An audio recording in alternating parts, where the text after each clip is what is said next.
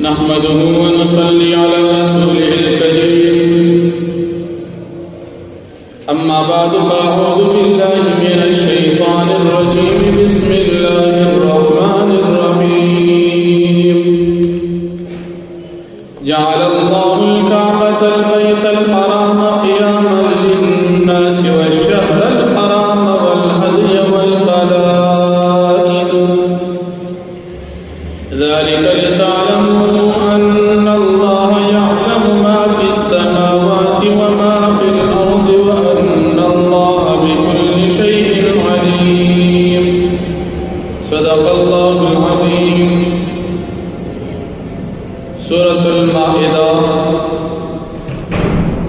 ومقارا ونبي نمبر آيات د دې آیاتونو د مخکې آیاتونو سره ربط او مناسبت دا دی چې په مخکې آیاتونو کې د احرام حرمت ذکر شو، اوس په دې آیاتونو کې د احرام د میاشتې د حرمت د قربانۍ او د کعبه حرمت ذکر کیږي. احرام تړون کی د کعبه د فارضی حج او عمره کوي، نو مخکې د احرام ذکر وو چې د احرام تاسو خیال وساتئ. اوس احرام د کوم ځای د پاره تړي چې هغه کعبه دا میاشت حرمت دا د هغې ذکر دی چې د دې تاسو خیال وساتئ. اللہ رب العالمین فرمائی چې دا کعبہ مسجد حرم بیت الحرام دا د خلق د پاره په دنیا کې د بقا او د امن دی. په دنیا کې امن د پاره زی دا کعبہ جوړل، د دنیا بقا د کعبه باندې ده، او بیا میاشت د حرمت چې ذوالقعده، ذوالحجه، محرم او رجب دي، د دې میاشت د حرمت خیال وساتئ. د قربانۍ د څارویو خیال وساتئ چې حرم ته لیږلی شي د قربانۍ لپاره،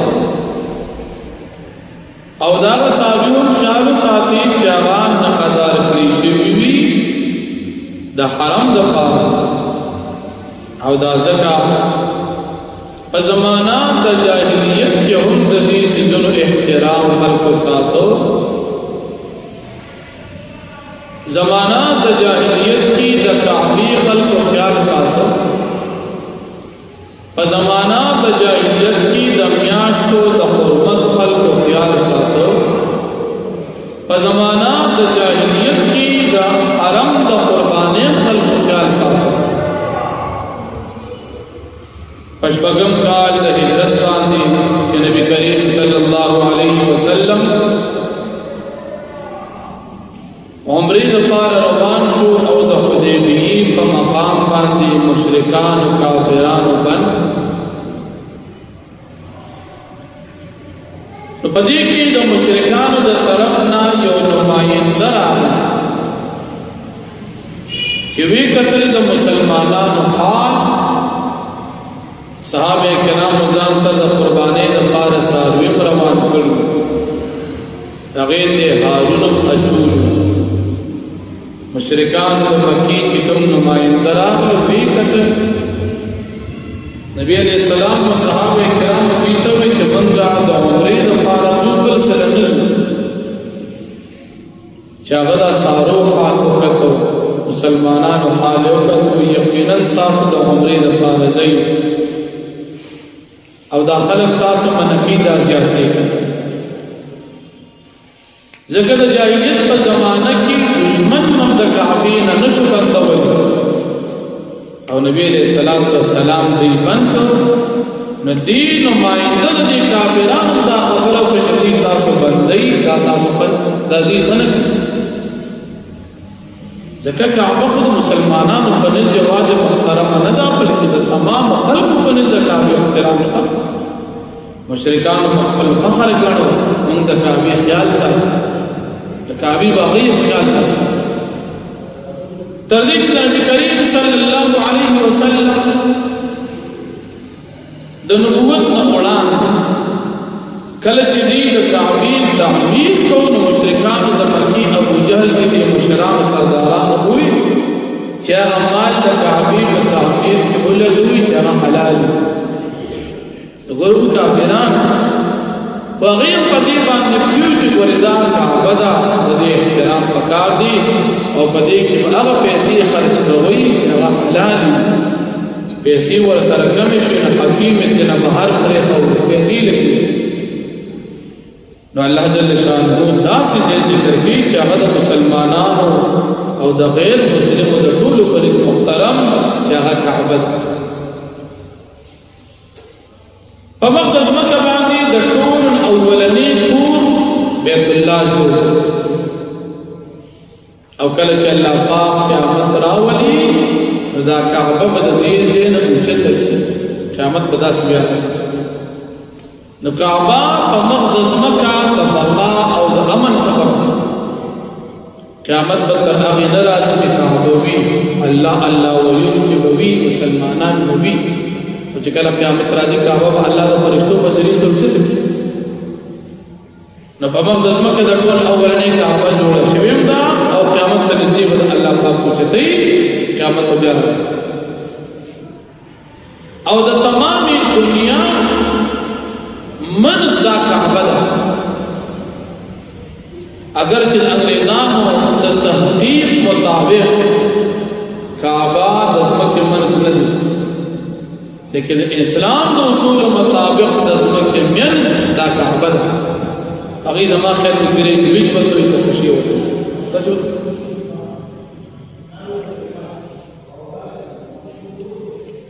بل په دې کې اشهر الحرم په دې شهر الحرام ذکر شوی دی. بعض مفسرین کو چې ټول میاشتې د حرمت اخلي، خو عام مفسرین وایي چې دلته خاص د حج میاشت مراد ده چې د حج تمام احکامات په دې میاشت ادا کیږي چې هغه ذوالحجه ده.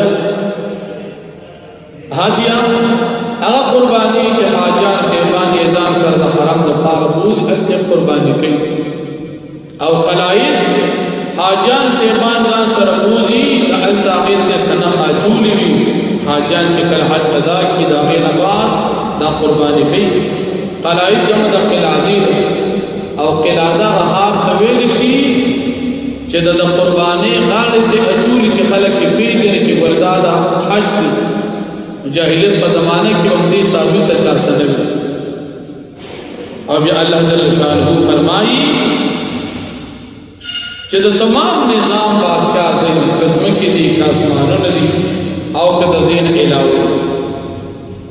او بیا الله پاک خپل قدرت ذکر کوي چې زما سره د عذاب اختیار شته او د معافي اختیار شته.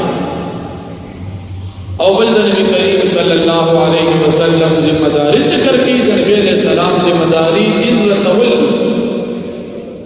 اوس په دین باندې عمل کول او نه کول دا د امتي کار. پیغمبر علیہ السلام مسله بیان کړه، شریعت یې راورسو، دین بیان او خپل حال خلاص. او بل الله پاک فرمایي حرام مال، نجس مال او پاک مال دا برابر نه دي.